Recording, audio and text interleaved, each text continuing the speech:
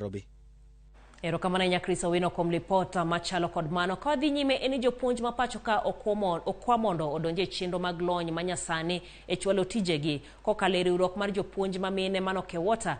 Giwacho ni riwruogno oseketo winjruok gi piny Estonia mar chwalo chenro mag lony ne jokanyo mage. Jakeno mar Kewota Jacinta Ndegwa owacho ni gidhi yudo laptops mosekete gik puonj magitiyogo sama gipuonjo kopogore kod ting'o buge. Chenro ni bende biro bedo kod okumba mar masira kod mano mag apiko ma onge okumba ma piny owacho chwalo ne jopuonj.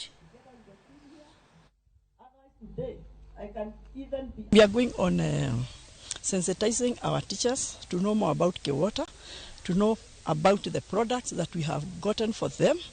And as we are here today, we will talk about the laptop project, which we have gotten from Estonian government through Ambassador Kadri, whereby we have uploaded from their license of OPEC.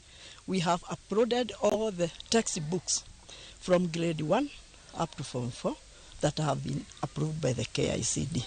And the teachers are really embracing it because now they are saying they are tired of carrying the textbooks, and since they are now going to use the laptops. Tarakilishi ambazo zimetokea za kuwafundisha wanafunzi shuleni, sisi kama walimu tumeshukulia jambo hilo na tukalitia maanani, na tunasema jambo hilo ni la maana sana, manake kama vile ambavyo amesema ya kwamba tumeshoka kubeba vitabu.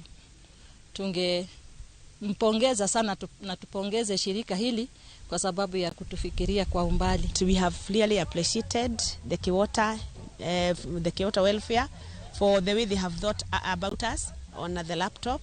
In fact, this laptop, they are going to help us a lot. They will ease the work even in class. It is even enjoyable.